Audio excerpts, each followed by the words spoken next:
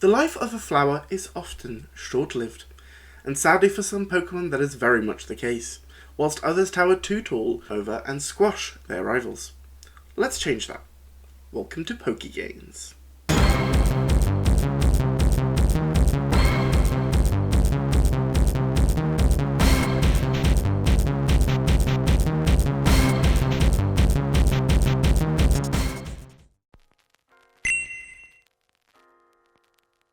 In this episode of Pokégains, I'm going to be taking a look at some Grass-type Pokemon, specifically some that are themed around flowers, and we're going to be looking at how we can adjust the power level of these Pokemon. The first three of them are a little bit underpowered as I see them, languishing in lower tiers than they otherwise should be, and what we're going to do is we're going to look at what buffs we can give these Pokemon to bring them up to high usability and be a little bit better and more usable within the game. Additionally, I'm going to take a look at one Pokemon that is a little bit too good as I see it, as it exists in Ubers, and I'm going to bring it down a little bit in power, being usable then within the OU metagame, and be useful there. So, without further ado, I'm going to jump into the changes. Okay then, the first change I'm going to go to is actually a more general change to Grass-type Pokemon. Within Pokemon, Grass types are a little bit on the weaker side. They don't have a whole lot of resistances, and more importantly, they have a lot of weaknesses, sitting at 5 weaknesses total. This is the joint most number of weaknesses of a single type in the game, shared with the rock types. What I want to look at doing then is adjusting this, and I don't necessarily want to get rid of any of the weaknesses of Grass types, as I think they're all thematic and they all make sense and work. What I do want to do is bolster up the defensive capabilities of Grass Pokemon just a smidge by giving them one additional resistance, and this is also helped as a bit of a two birds with one stone sort of deal by also nerfing another type which is currently and presently one of the most powerful and oppressive typings in the game. This type, of course, is Fairy type. Fairy types are some of the best types in the game, and so to buff Grass types up, I want to give them a resistance to Fairy type. This even makes sense within the lore and the sort of story side of the game for those that care about that. With many Fairy types being nature spirits, I figure that they might not want to harm Grass types, beings of plant, as much as they would other types of Pokemon, and would therefore hold back a little bit when attacking them. Therefore, a resistance to Fairy type is the main big thing I want to give Grass types. From there then, let's move on to the first of our 4 Pokemon who are being adjusted today in this video. And that Pokemon is a Pokemon that is first found in Diamond, Pearl and Platinum in Generation 4. And I'm going to start this off with some Pokédex descriptions so that you can get a vibe for what this Pokemon is like. In Diamond, the entry reads as follows: it attracts prey with a sweet aroma, then downs it with thorny whips hidden in its arms. Whilst in Pearl it reads, with the movements of a dancer, it strikes with whips that are densely lined with poison thorns. And finally in Platinum, the Dex entry reads as follows: each of its hands contains different toxins, but both hands can jab with near fatal power. I am of course talking about the Pokemon Roserade. Now, Roserade is actually a fairly good Pokemon, all things considered, existing at fairly high ranking in the RU tier. However, I think for a fully evolved Pokemon in a 3-stage line, it is a little bit on the weaker side for my tastes, and as such I'd like to bring it up a little bit and be more viable within UU or potentially even OU. As such, let's first take a look at what Roserade currently does, what its role is, and what it does well, and then we can look at patching up some of its weaknesses.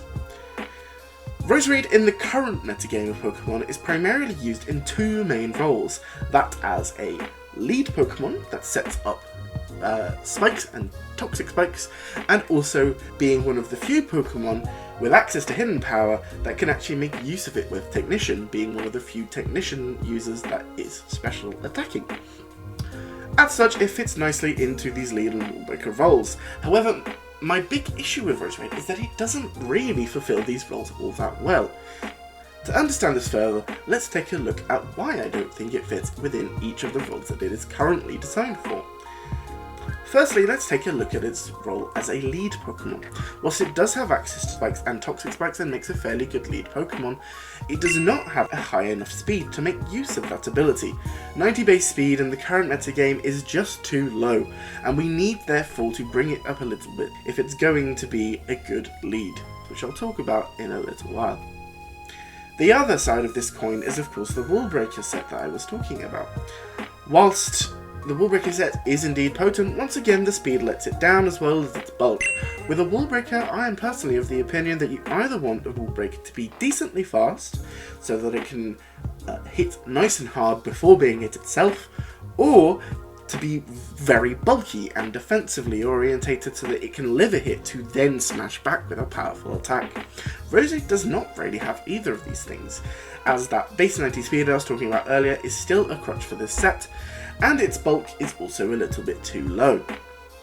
Therefore, we need to look, first of all, at my first suggestion. Suggestion 1 is going to be to buff the stats of Roserade. We need to bring up Roserade's speed stat, in my opinion, up to at least a base 100 to allow it to compete with other similar contemporaries. In the 100 to 105 range is where I want it to sit, as we don't want to make Roserade too fast and able to easily overpower and outrun some of the more frailer options in the game. We want it to be just fast enough to where it's fairly quick and can hit fairly hard without it being so quick that it becomes overpowered. Another very minor stat issue that I see lies within the Wall Breaker set. This isn't necessarily a needed change, but it's more so a change that I like as a neatness thing. With Pokemon like Sizzle and Breloom, who are also potent Technician Wall Breakers, they have a attacking stat, in that case physical attack, of 130 base, whilst Roserade sits at a slightly lower 125. Whilst this isn't a major deal necessarily, it might be nice to bring Roserade's base special attack up in line with Breloom and Sizzle, making it 130, and therefore bring it in line with other Technician users. The other weakness of Roserade, as I see it, is its move pool. Despite the fact that it has these cool tools in Spikes, Toxic Spikes, and the moveset of running Technician with Hidden Power, obviously Hidden Power is not necessarily in all metagames, being only in the National Dex metagame, and as such we can't rely on that as Roserade's defining trait. Even with the lead set, it doesn't have something that is quite key and critical to lead Pokemon to make it viable. Therefore, another change I want to make is going to be to the move pool of this Pokemon, allowing it to have a wider range of things at its disposal to run its roles effectively. The first of these is going to be a move primarily for its lead moveset. Roserade doesn't need a whole lot for its lead moveset beyond the speed bump, but one thing that it would need, in my opinion, to make it truly good as a lead Pokemon is the move Taunt. Taunt is invaluable for helping a Pokemon that leads a match to counter other lead matchups. By taunting the opponent, you prevent them from getting their strategy set up. And this, alongside the spikes and toxic spikes that Roserade has already in its arsenal, would make it a really potent lead. The next thing I want to talk about are things that primarily concern its Wall Breaker set. As mentioned, Roserade does not really have the move pool required to make these sets viable, and as such I want to give it a few more moves. The first of these moves is actually going to be a move of my invention. One of the things that makes Breloom and Sizzle so potent is the fact that they have Bullet Punch and Mach Punch respectively. Same type attacking bonus moves with base 40 that have a +1 priority, allowing them potentially revenge kill things at low health that are faster than them and serve well for outpacing and dealing some solid damage to faster Pokemon than them that are perhaps slightly more on the frail side. I want to give the same thing to Roserade. Specifically, what I'm suggesting is a special move of the Poison type with base 40 attack that has a +1 priority to bring it in line with some of these Technician contemporaries that I'm talking about. This even works within Roserade's lore, as its Pokédex speaks of a rapid acting fatal poison it possesses. So some sort of flash poison type thing. I'm going to call it Rapid Thorn for ease. But any other similar name would fit, certainly, would be good in buffing up its offensive capability. Another big weakness of Roserade is the fact that it doesn't really have any pivoting move. One of the reasons why Scizor and another good Wall Breaker Primarina are so effective is the fact that they have a pivot move in U-turn or flip turn respectively, and as such I want to introduce a new pivoting move to grass types to help out with Roserade. I'm going to call this move Vinemarang, with the idea, the visual of a Pokemon wrapping its vines around an opponent and using them to slingshot itself back into its trainer's Pokeball, whilst doing some lashing grass damage in the process. Let's make it a special attacking 70 base power grass move that pivots. This even, once again, fits within Roserade's lore, as those dex entries that I mentioned right at the top of this segment specifically call to Roserade's using its vines and lashing things in its attacking style. As such, I think this is a really good thing to add to Roserade. Finally, let's look at coverage moves. One of the things that makes Wall Breakers so effective is that in addition to their stab moves, they also have other moves that allow them to potentially deal with some of the things that can resist them. Obviously hidden power does exist, but as mentioned this does not exist in all formats, and as such I want to give Roserade some small attack around base 60 or so that it can use to hit some of the resistances it has or the weaknesses it has a little easier. I think with the theme of the Masquerade Mask that Roserade possesses, keeping itself hidden and secretive, something Ghost or Dark type would be quite good in this area, as it would separate it from other grass types and give it a little bit of a niche, and would allow it to hit Psychic types, which are obviously a weakness of it, a little bit more effectively. So, what do you think of my Roserade changes? Let me know down in the comments, and I'll see what you guys come up with.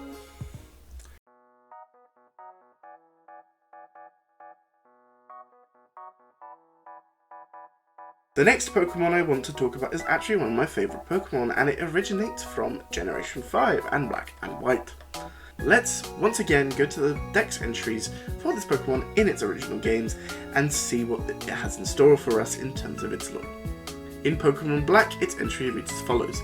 Even veteran trainers face a challenge in getting a beautiful flower to bloom. This Pokemon is popular with celebrities. In Pokemon White, it reads as follows. The fragrance of the garland on its head has a relaxing effect. It withers if a trainer does not take good care of it. And finally, in Black 2 and White 2, it reads as follows.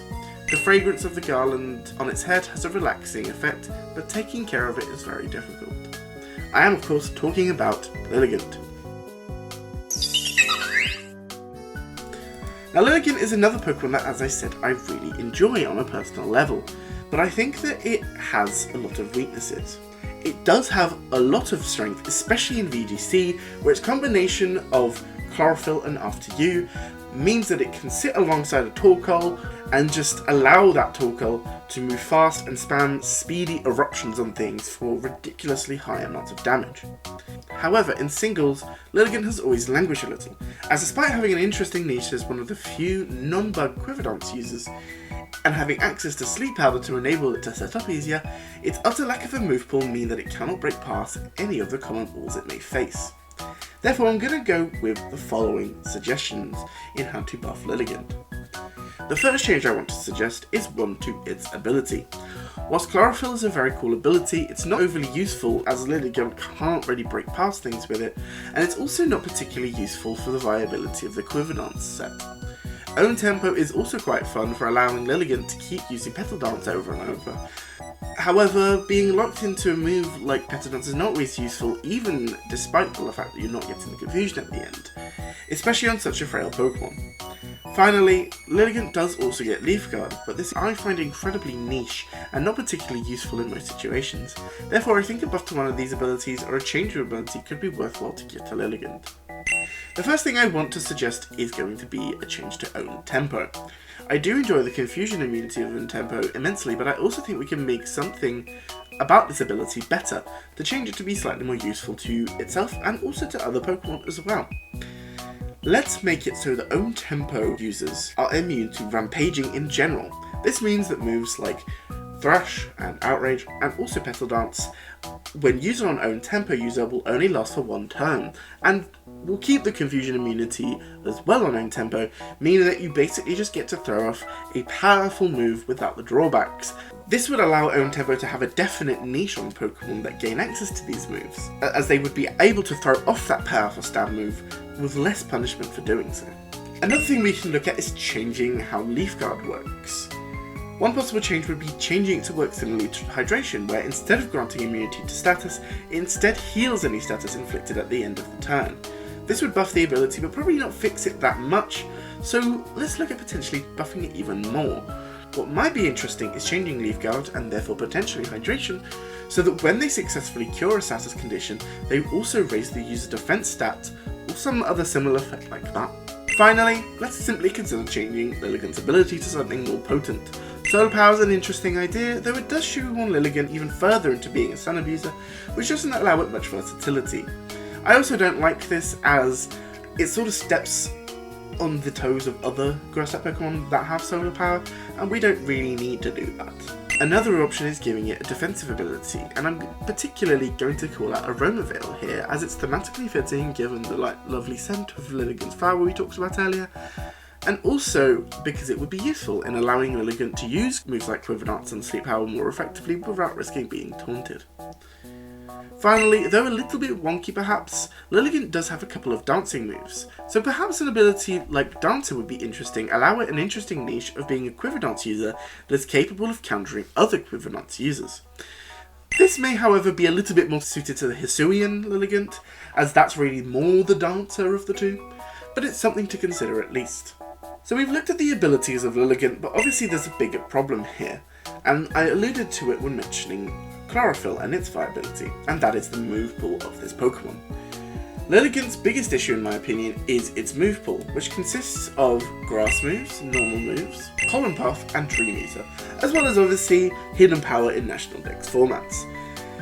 This is a veritable move puddle with very few options, and therefore makes it very difficult for Lilligant to break its main resistances, being Grass types, Bug types, Steel types, Poison types, Fire types, Flying types, and Dragon types. Only Pollen Puff for Grass types, and the extremely situational Dream Eater for Poison types are useful to it in this regard, as well as obviously Hidden Power Fire and other options like that. But as mentioned, given that these are only really in National Dex formats, I don't particularly count them for this. With this in mind, expanding its move pool makes a lot of sense, and there are a few options that could work in this regard. The first of these I want to mention is Weather Ball. As a Chlorophyll user, Lilligant is very good in Sun, and therefore Weather Ball is quite a cool option, as it works well with Chlorophyll, giving it a potent fire type move to cover a lot of its resistances, such as Grass, Steel and Bug, and being neutral on Poison and Flying types. Along similar veins, if we give Lilligant Dancer, as previously mentioned, then perhaps giving it Fiery Dance would be interesting, allowing the same coverage. Fire coverage in general would be welcome on Lilligant and would allow it to have an interesting niche amongst Grass types. The next move I want to mention is Earth Power. Several Grass types already have access to Earth Power, and it would work well on Lilligant as well, which would be interesting coverage for it, allowing it to hit Steel, Fire and Poison types super effectively, as well as Dragon types neutrally. Finally, I also want to bring up Psychic moves, as with Dream Eater, Lilligant already has one of these. Psyshock and Psychic seem like they would make sense lore-wise, and would also be useful and welcome additions to Lilligant's kit in my opinion.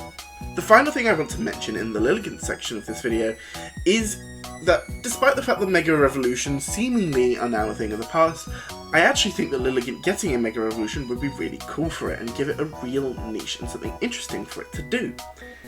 The one that I have always liked for Lilligant is a Grass and Fire type, with Drought.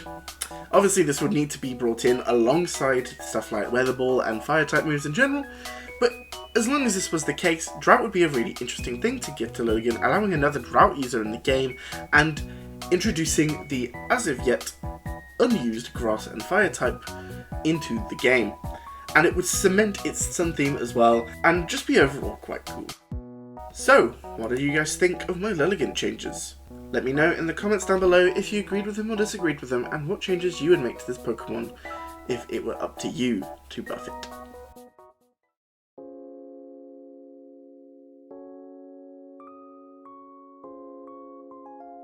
The last Pokemon I want to talk about for buffing in this video is going to be a Pokemon from Gold and Silver in Generation 2. Its dex entries read as follows. First of all, let's have a look at its Pokemon Gold entry. It converts sunlight into energy. In the darkness after sunset, it closes its petals and becomes still. In silver, it reads as follows. In the daytime, it rushes about in a hectic manner, but it comes to a complete stop when the sun sets. And finally, in crystal, as the hot season approaches, the petals on this Pokemon's face become more vivid and lively. I am of course talking about Sunflora here. Now, Sunflora is an absolutely terrible Pokemon competitively. It has abysmal stats, an abysmal typing, and an awful move pool that doesn't really achieve all that much. Along with two abilities that, whilst thematic, do not particularly mesh with its stats as they currently exist, or really give it much of a function, or gel with the function that it's seemingly meant to do. I think this is a shame, as Sunflora has quite a fun design, and it's got interesting potential as one of the few solar power users, and especially as one of the two possible grass-type solar power users. So therefore, let's look at some of the changes I want to bring in place for Sunflora. The biggest and most key change I want to bring in for Sunflora is going to be changing its terrible stats. Solar power, its low speed, and its high special attack make it seem like Sunflora is meant to be a bulky special wall breaker, sort of along the lines of Primarina, but more useful in Sun. But it's far too frail and not strong enough to make that a reality. An evolution with the same abilities, or perhaps simply adjusting its stats, is needed to bring it up to the level of other similar Pokemon. I would like the following changes to be applied to Sunflora's stats to make it viable in my opinion. Sunflora currently sits at 75 HP, 75 attack, 55 defense, 105 special attack, 85 special defense, and 30 speed. What we want to do is raise up the defensive capabilities and the special attacking capabilities of Sunflora so that it can better function as that slow solar power wall breaker. Therefore, I want to raise it to the following things: 85 in HP, 75 in attack still, 75 now in defense, 135 in special attack, 125 in special defense, and 30 in speed. This actually brings it in line fairly well with what Primarina's stats look like, albeit it's maybe slightly more powerful, to offset the fact that Grass type, as I mentioned in this first section, is slightly weaker overall as a type, especially if you're a mono Grass type as Sunflora is. The key is to make Sunflora capable of taking on and switching into certain attacks and throwing out powerful solar beams in Sun. That really is the main thing that we want Sunflora to be doing. The next thing I want to suggest is some moveset changes. Sunflora's options in this regard are not actually that terrible, as they are better than some other Pokemon. It has Earth Power and Sludge Bomb, but I feel like even despite this it's missing a few options. The main move I want to give Sunflora is Weather Ball, as it gives it a fire type option in Sun, and it rounds out its coverage options with Earth Power and Sludge Bomb still existing on the set, and giving it a nice sort of mix of things that it can do. I also want to give it a pivoting move, much like Primarina has Flip Turn. And for this, let's just take a look back at the earlier section in the video that I was talking about, the section on Roserade. I think Vine Meringue that I mentioned in that section would be a perfectly good thing for Sunflora to have, allowing it a nice pivoting option and cementing its status as a powerful wall breaker in Sun. So those are my changes for Sunflora. Please do let me know in the comments what you think of these changes, and let me know as well if you think differently what your suggested changes would be to buff this Pokemon.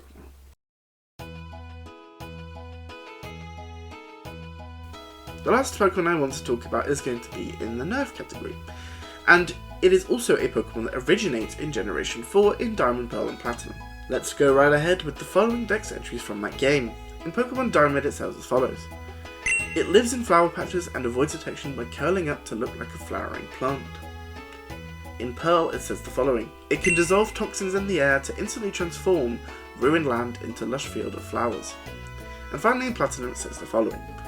The flowers all over its body burst into bloom if it is lovingly hugged and senses gratitude. This delightful introduction is of course shared by the Pokémon Shaymin. Now, Shaymin as it exists in its land form is actually fairly solid currently. I think it has an interesting place both as a attacking Pokemon and also as a defensive Pokemon, with things like Synthesis and Seed Flare being quite good for it. However, I think that Shaymin's biggest issue in terms of balance is the Sky form. This grass and flying type was actually at one point allowed in OU, but was banned because of the fact that Serene Grace coupled with things like Air Slash and Seed Flare make it a little bit too good at its job. Therefore, let's suggest some changes to this Pokemon to bring it down and allow it to be used again in OU, as I think Grass Flying is a very interesting and fairly untapped Pokemon in the higher tiers of the game. The only users of Grass and Flying are things like Dartrix, which is an fully evolved Pokemon, Tropius, which is not very good, we may cover that in a later video, and Jumpluff, which similarly, whilst I love it, is also not a particularly potent Pokemon, once again, potentially to be covered in a later video. Therefore, let's have a look at what we can do to nerf Shaymin. I actually think that this is quite simple, as the main problem with Shaymin seems to be the fact that Seed Flare with Serene Grace has an 80% chance to lower special defense harshly of the target of the Pokemon. This means that Shaymin can just come in and with its fairly fast speed, spam Seed Flare over and over and take things out that are even resistances to it. Therefore, I think that the big answer to Shaymin that would be particularly good is simply to drop the percentage chance of Seed Flare's special defense effects activating. Pokemon Legends Arceus actually gives us a solution to this, as it lowers the chance of Seed Flare itself already, lowering it down from 40% down to 20%. I think this would actually be the change that I would want on Shaymin-Sky, as it would bring it down to, with Serene Grace being a 40% chance. This is still good and gives Shaymin a pretty potent move to use within the game, but it means that there is a under 0.5% chance that it won't work, and I think this is really what it needs to be brought in slightly in line. I do think that the flinch chunks of Air Slash could potentially still be problematic. However, there are ways to go around flinching in the game, such as things like Inner Focus or Steadfast, which would give Pokemon that have these abilities that are otherwise a little bit on the weaker side, because Inner Focus and Steadfast as they currently exist in the game are not super useful, a little bit more viability and potency, and bring them up a little bit as well, which would be quite nice for the metagame. And those are the changes I'm suggesting for Shaymin-Sky form. What do you think of these changes? Let me know down in the comments below, and if you disagree and have your own ideas, please write them there as well. And that's going to be all I have today in this episode of Pokégains. We've buffed up some flowers and given them some power, and also suggested a minor nerf to one Pokemon that has a little bit too much power as it currently exists. I hope to see you around for the next installment of Pokégains. For now, see you later.